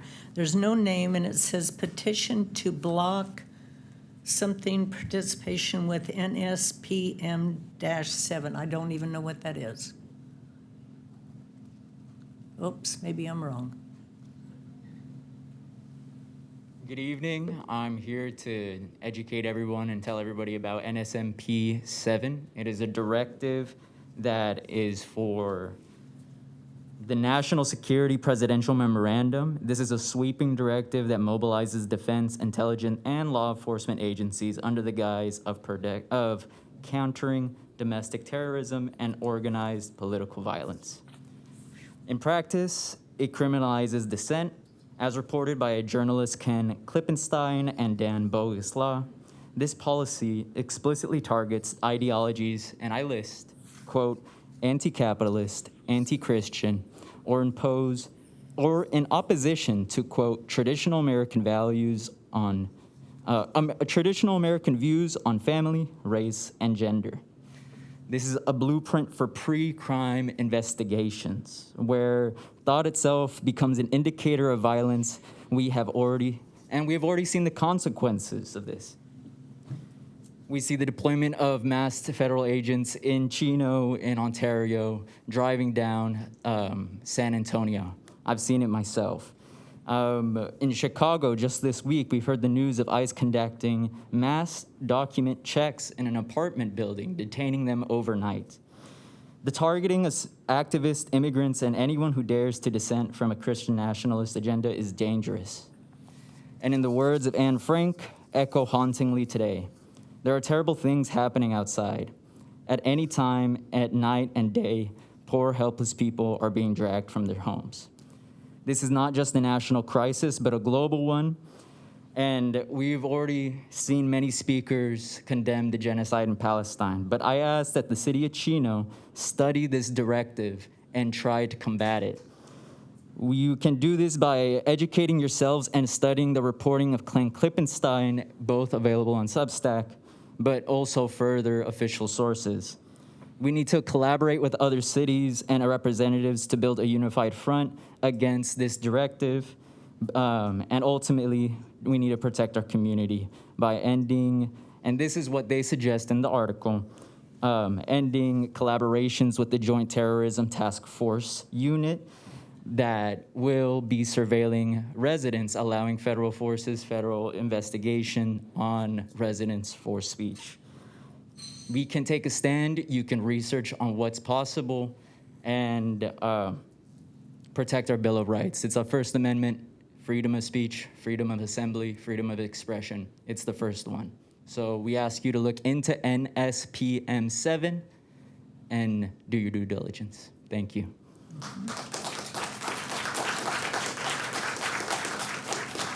Now, is there anyone in the audience that needs to address the council on an item that has not been discussed so far? A brand new item, no repeat. Calvary Chapel, did you fill out a request to speak in your name? Nicole. I'll be very brief. Okay. All right. So many of us have come here tonight firmly rooted in values of humanity. I think you can hear that. It's really ironic when we are accused of hate because you can hear it's quite the opposite, right? When masked, but you know, as a member of this community, I think we would all agree that we all deserve to feel safe in our community. Okay, I'm a Chino resident. My son goes to these schools. You as elected leaders are responsible and should care about making sure that your community members do feel safe here. So I'm asking you, I'm here tonight, when masked ICE agents are terrorizing brown folks in our community, kidnapping people, separating families, how can we feel safe? When I see school board members and church leaders in the city attacking queer and trans kids, trying to pass policies that make it hard for them to exist, how can my child feel safe? When I exercise my First Amendment right and I go out and I protest the most horrific genocide I've ever seen, live streamed on my phone every day, dead babies, and I know that it's being funded with my tax dollars. And when I've done this in this community, I've been called a terrorist. I have been called a terrorist. And I have been told to go back to where I come from, when my family is indigenous to these lands as well. So how can I feel safe? How can any of us feel safe? We already know, everyone here has said enough about the Calvary Chapel. We all know what they preach over there: Islamophobia, hatred, fear-mongering, white nationalism, white supremacy. We condemn that hate. Bottom line is, people are not feeling safe. That's why everybody's coming out tonight. They're not feeling safe here. And so my question to you is, what are you all going to do to address all of this state violence? It's political violence. We have to call things what they are. What are you going to do to protect your most vulnerable and marginalized members of your community? Do you serve people like us, or are you going to stand with Christian nationalism and white supremacy? If you choose to ignore us, if you choose to stay silent and do nothing, you will show us exactly what you stand for and that you are an enemy of justice. And you need to understand something, so hear me well. We are this is way beyond this little city council space. We are part of a global revolution, a global movement that understands the interconnectedness of all of these struggles. And you cannot contain our movement, and you cannot contain our revolution. It is here, it is happening. ICE and Free Palestine.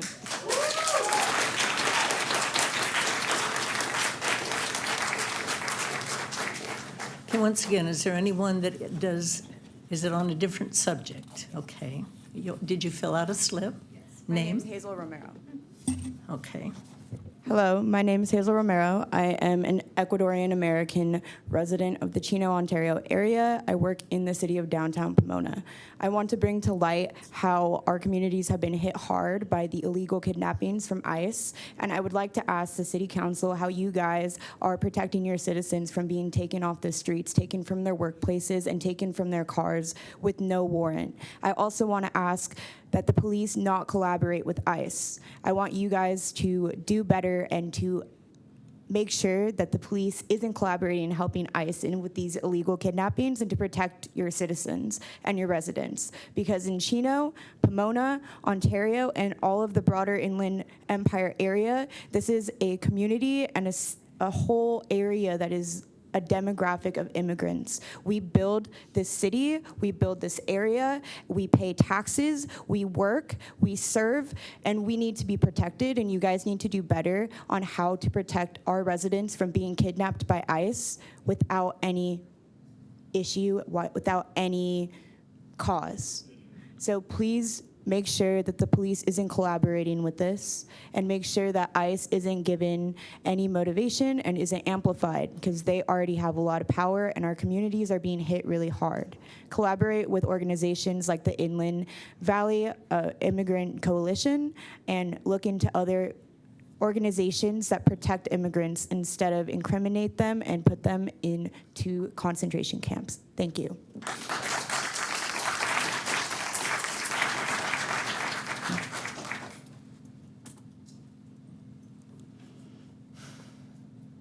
Something new?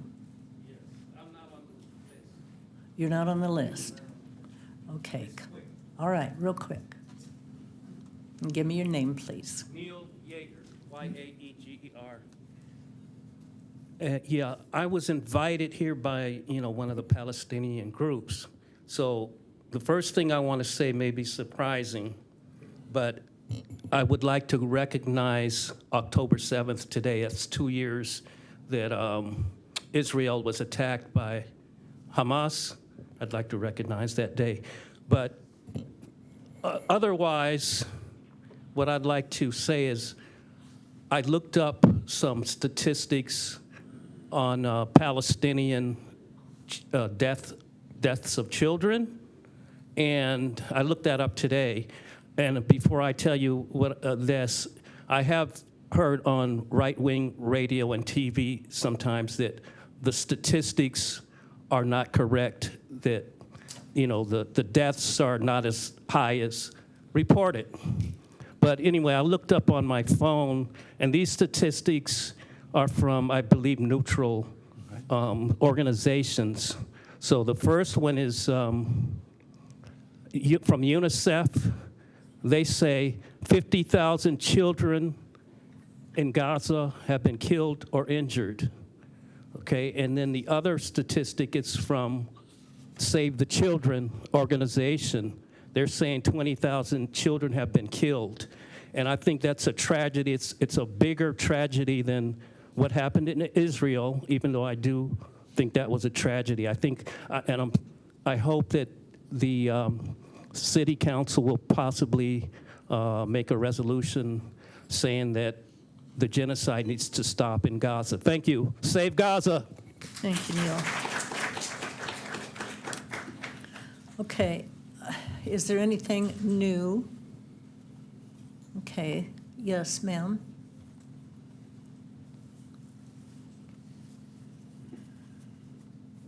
Hello, my name is Kate. I agree with a lot of the commenters from earlier, but I'll speak about something a little bit different. I'm curious to see how much of our police funding has gone to assist in safety for ICE officers during ICE raids. I wonder if our taxpayers are aware of the amount of funding that we send as a local government to assist in these federal illegal raids. It's been acknowledged nationally, on a national level, that people are being targeted not only based off of existing warrants, but based off of physical appearance, the language that they are speaking, the jobs that they have, where they happen to be walking. I don't think that anybody here in California that would admit it out loud would say things publicly like, I hate all these people and I want them gone, not in this kind of forum. But that's the reality of the world that we are in right now. And it's so common, it's so popular to see these things online, people cheering on things like Alligator Alcatraz. I don't think that that's our community. I don't think that's a reflection of California as a whole. And I think it is our responsibility, even on our city level, on our county level, on our state level, even in our public schools, et cetera, to make sure that we are not supporting what is a criminal action. We don't know where these people are being taken for certain. A lot of U.S. citizens have been wrongfully taken. ICE has no jurisdiction over U.S. citizens. They presume that they do because they are an untrained force that have been given incredible powers beyond any power that was originally given to them. There is no oversight. There is absolutely no checks on their power right now, and this is absolutely ridiculous. Given the demographics of our population here, our community is especially under threat right now. These are our community neighbors. These are the people that work with us, the people that teach our kids, students, children as young as 3 years old being taken. I think it's our responsibility to make sure that we are not helping in any way, shape, or form. I don't want it to be said in 50 years from now when the apologies start coming in about the atrocities going on to an entire community of people that Chino Hills and that Chino, we're funding this. Thank you for your time. Free Palestine, and I am nice.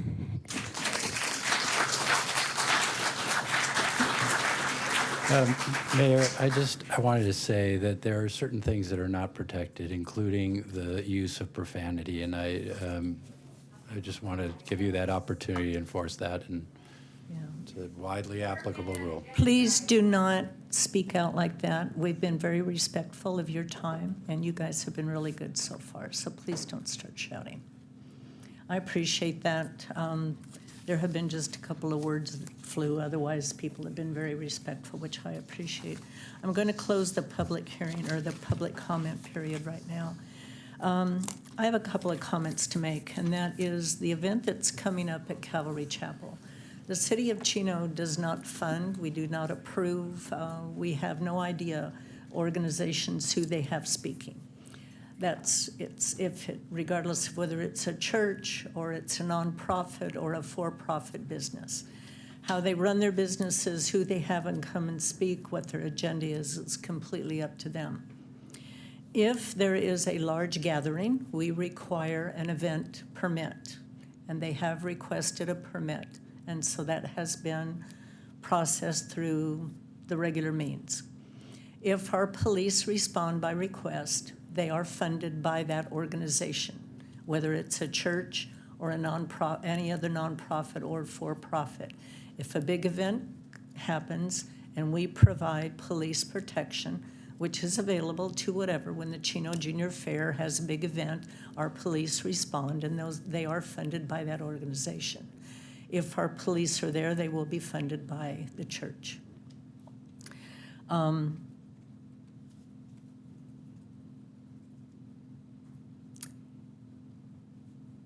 I am not going to respond to some of the comments because it's out of our league. Our responsibility is to protect this community, and that is what we do. If you've lived here for a long time, then you know that our community is a safe community, and we're proud of that. We're a multi-generational community. We treat people fairly, and it's a good place to live. We often get challenged on why housing is so expensive. Well, it's so expensive because people want to be here. If we were a blighted community or an unsafe community, then the housing stock would be a whole heck of a lot cheaper because people wouldn't want to be here. We're proud of our community. We're proud of our police department. We're proud of our city workers, and we're proud of our constituency. This community, when there's a need, is incredible. When there's a need, when there's a house that burns down or a horrible incident that happens, this community comes together, unlike many communities. And I'm very proud of it. I'm very proud of you, the people that live here and that care. You care for each other. I mean, the help that goes out, the hands that are reached out to people that are in need are incredible in this community. We have kind of a strange phenomenon. We actually have a lot of people come here and panhandle because Chino has a reputation for being so generous and so caring. Our police department, our quality of life team actually has to go out and question people that are panhandling because they come here to abuse and use you because you are so good. It's a strange thing to be proud of, I guess. A very, very strange thing. It's really unfortunate that there are those that don't agree, but you have a right to disagree. You have a right to your feeling, we have a right to ours. We protect this community. I'm very proud of our police department, very proud of them. We do not encourage violence. I'm going to allow, and when his time to speak, which is at the end of our meeting, I'm going to allow the chief to address how we deal with ICE. There are legal things, there are laws that we have to comply with, and we don't go overboard. We don't do anything that we don't have to do by law. But we are keeping this community safe. You know, we cannot help it when criminals come into our community and victimize some people, which happens. Unfortunately, we live in a very dangerous world right now. Very unfortunate. And there's a lot of hate, and there's a lot of horrible things that go on. I personally think that social media has a lot to do with that. You know, somebody can hide behind a screen and say and accuse and do anything that they want, and they're never held accountable. What a shame. And just because it's on social media, people choose to believe it, whether it's true or not. You know, they talk about fact check, but they don't really fact check. So I'll get off my bandwagon. I want to thank you all for being here tonight, and I want to thank you all for caring the way you do care about our community. Please know that we are doing our very, very best to keep all of you safe. Okay, and with that, we will move on to our agenda. We do have a consent calendar. Do any council members wish to have any items pulled to be addressed? Seeing none, then I need a motion and a second.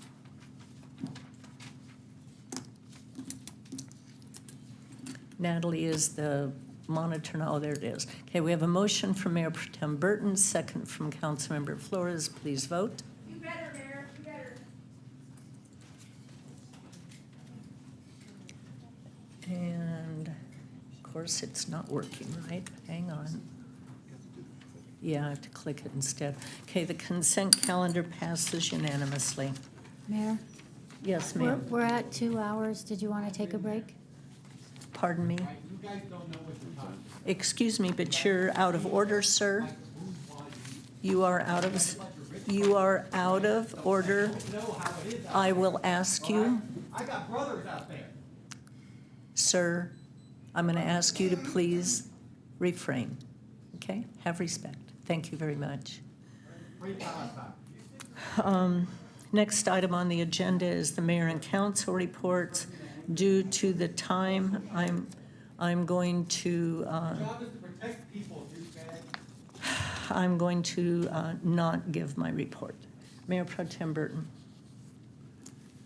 Thank you, Mayor. I will also forego my report. I do want to offer condolences to the family and friends of the Steve Lewis family, as well as our planning commission that worked very, very closely with him, as well as I'd like to offer my condolences to the Angel Martinez family as well. And that will conclude my report. Thank you. Councilmember Comstock. Thank you, Mayor. I'll also forego my report due to the length of the meeting this evening.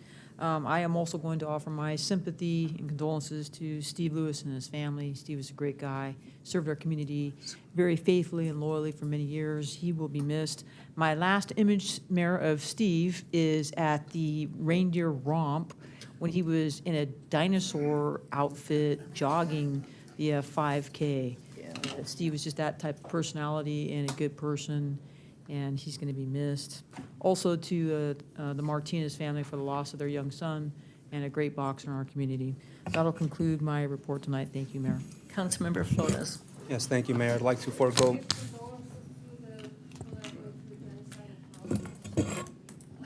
Yes, ma'am. Councilman We'll give our Flores. condolences to them as well. Yes, ma'am. Thank you. No. Councilman Lucio. I'll go ahead and forego my report. Okay, City Manager Reich. No report tonight, Mayor. City Attorney Galante. No report, but since I worked with Steve Lewis, I just want to give my condolences. He was really a wonderful person and was a great team on the Planning Commission. Thank you. Mhm. Chief Menson.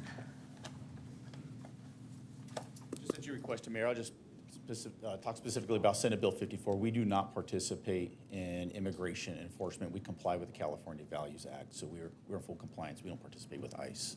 Okay, thank you very much, Chief. Any director reports this evening? I look right at Hey Jen. No. Okay. Chief Williams. No report. Okay, with that, we are adjourning this meeting in memory of Steve Lewis and Angel Martinez. Both were wonderful people, and they're both going to be very, very, very missed. The next meeting of our city council will be a study session on Tuesday, October 14th, with the next regular meeting being held on Tuesday, October 21st at 6. Closed session starting no earlier than 4 p.m. With that, we are adjourned.